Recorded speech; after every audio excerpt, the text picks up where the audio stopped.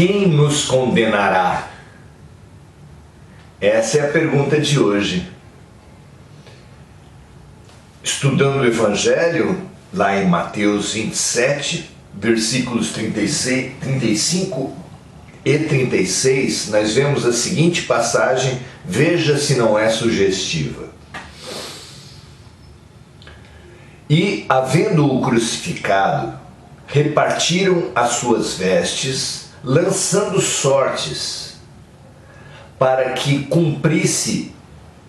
se cumprisse o que foi dito pelos profetas. Repartiram entre si as minhas vestes, e sobre minha túnica lançaram sortes. E assentados, o guardavam ali. Não é interessante que tantos sinais tenham sido apontados nos evangelhos, e mesmo no Velho Testamento, ainda mais no Velho Testamento, do anúncio que os profetas tinham feito sobre a vinda do Messias, dos chamamentos à autotransformação que eles tinham feito aos homens para que bem acolhessem o Messias. Não é trágico que aqueles responsáveis pela perseguição, julgamento e assassinato do Messias tenham sido os maiores defensores dos profetas? É trágico. E nós, olhando aquela geração, condenamos aqueles homens. Mas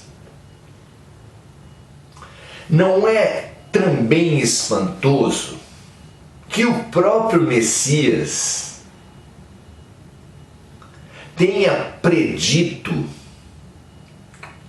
o fim dos tempos, tenha anunciado esse momento em que a gente está vivendo, e que ele esteja sendo ignorado por aqueles que hoje disputam mais defender Jesus? Vejam só, Jesus no sermão profético anunciou, entre outros,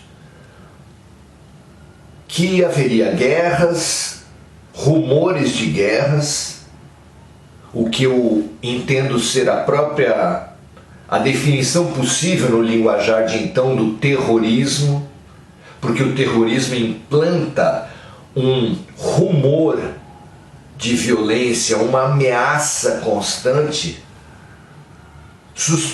mantendo a sociedade suspensa nas mãos dos violentos.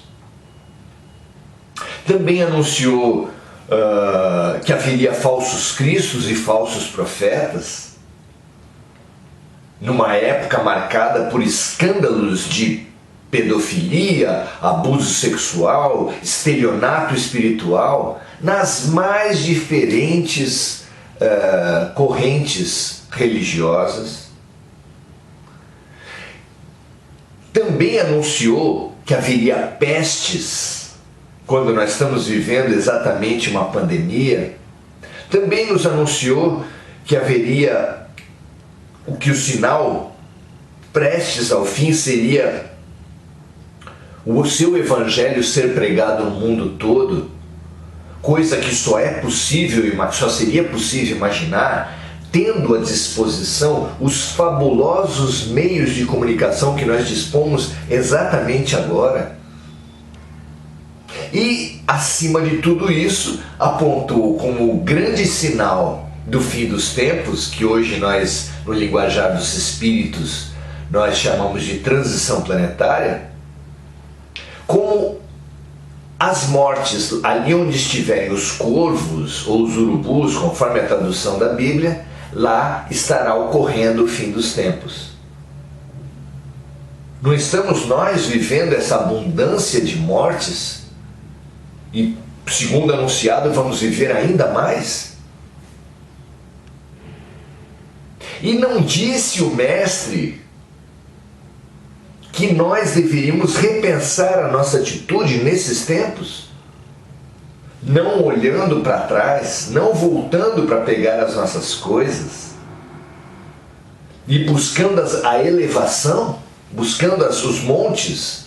Então, não olhando para o passado e buscando a nossa elevação espiritual?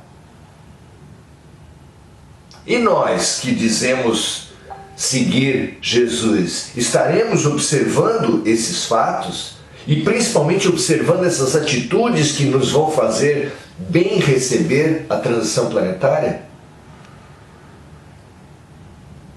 E aí fica a pergunta: se nós somos os que rejeitaram os profetas, se nós agora estamos rejeitando Jesus, quem será que nos condenará? Quem condenará essa geração? Se somos nós, em diferentes roupagens, em diferentes vidas, que temos repetido padrões, quem pode nos condenar à repetição, senão nós mesmos? Estamos vivos.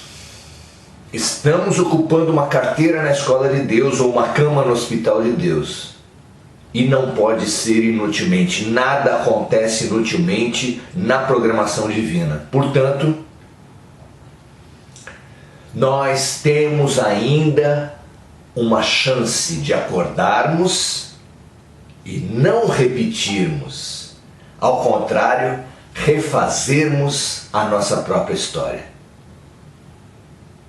Convite maravilhoso, não é? Vamos lá? Um grande abraço para você e até a próxima.